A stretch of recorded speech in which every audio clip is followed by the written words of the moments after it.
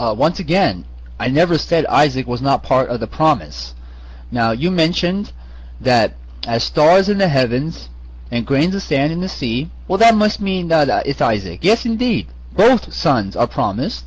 And you said that this is referring to Isaac. Well, here's what would refute you. Genesis, I'm sorry, I posted it. Genesis 16:11. The angel of the Lord said to her, Now you are with child, and you shall have a son, and you shall name him Ishmael. The verse previously, Genesis 16:9, tells us who is the fruitful seed. Then the angel of the Lord told her, Hagar, Go back to your mistress and submit to her. And the angel added, I will so increase your descendants that they will be too numerous to count. Descendants of who? My opponent? Who? Ishmael. Ishmael, that's who. Now about the verse that he posted on 21:12. 21:12 also calls Ishmael a seed, an offspring, just like Isaac. The only difference is it tells us that this is where the lineage will go through. And I agree. When it comes to inheritance, I made the statement of a king. When you have a king and he has two sons and the king passes away, who gets the throne? The firstborn gets the throne, but what does the secondborn get? What does he get? He gets the lineage and the offspring, the rights of the offspring. He is still in the royal bloodline. He still gets all the promises that the king gets, but the firstborn gets the throne. They're both belong to the same promise of royalty.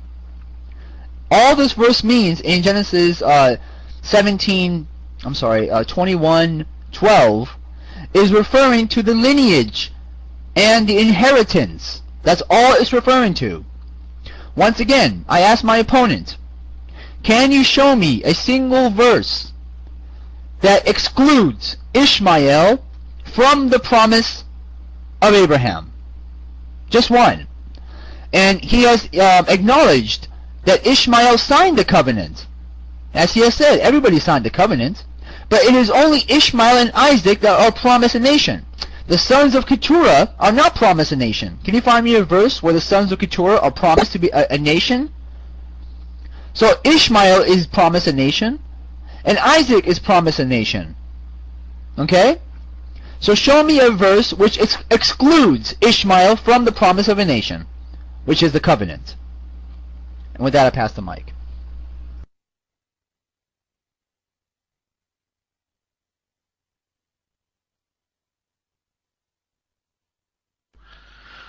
Okay, the topic is Ishmael a part of the covenant? Why is Ishmael never mentioned in reference to the covenant? In fact, the only one who is mentioned in reference to the covenant is Isaac, not Ishmael.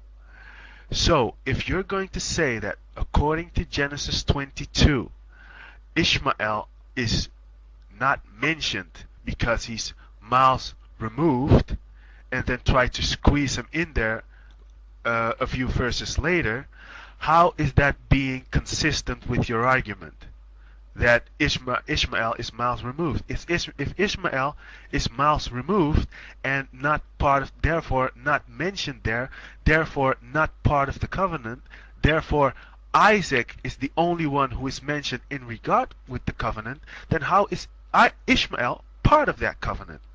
I don't get it. And you said, by the way, you did say that the covenant regarding kings is made with Isaac, but the promise of the nation of Abraham will be through Ishmael and not through Isaac. You said that.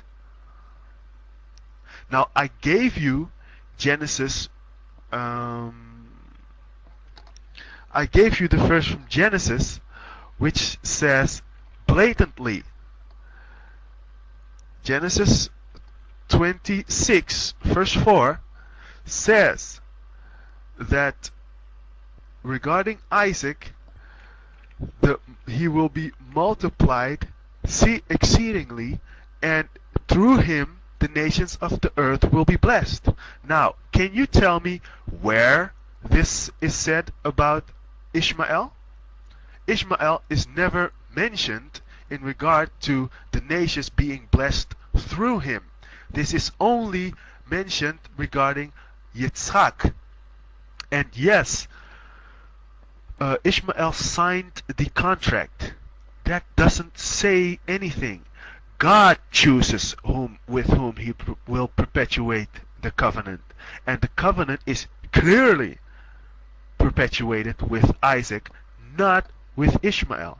So when you come up the mic, please tell us if the blessing of the nations will go through Ishmael. Why is that never mentioned, and why is that only mentioned in regard to Isaac and not through Ishmael, as we find in Genesis 26 verse 4? And how does that fit with your saying that the promise goes through Ishmael? Your mic. Okay, once again, the promise goes through both kids, both sons. The only thing Isaac gets is the lineage of kings. Okay, that's all he gets, is the lineage of kings. Now I am going to show you exactly what you asked for. Show me where the promise is of all nations coming to God is given to Ishmael. And I'm going to do that right now. Genesis 18:18. Abraham will surely become a great and powerful nation, and all nations on the earth will be blessed through him. For I have chosen him so that he will direct his children, Isaac and Ishmael, and his household. Who is the household? Who is the household? Hagar is called the household in Genesis 17. And she is also called the household in 16. I repeat, so that he will direct his children and his household after him to keep the way of the Lord, by doing what is right and just, so that the Lord will bring about for Abraham what he has promised. What he has promised. So please get on the mic and tell us, who is the household? If it's not Ishmael, if it's not Hagar, then who is it? Here in Genesis 17:13, if brother could please post it, 17:13 says, whatever born in your household or bought with your money, they must be circumcised. My covenant in your flesh is an everlasting covenant. The covenant is with who? Here in this verse. Repeat. Whether born in your household or bought with your money, they must be circumcised. My covenant is with you in your flesh to be an everlasting covenant. So indeed, I have shown you the verse where Ishmael, the nation of Ishmael, will bless the entire world as it is prophesied. Also, I have shown you where Ishmael is also referred to the covenant in Genesis 17:2. And I will make my covenant, 17:2, between me and you, and I will multiply you exceedingly. I have told you this term, multiply you exceedingly, is only referred to Ishmael. The actual term, multiply you exceedingly, is given in Genesis 17:20 about Ishmael. Multiply you exceedingly. So I have answered your questions, and feel free to ask any other questions. And with that, I pass the mic.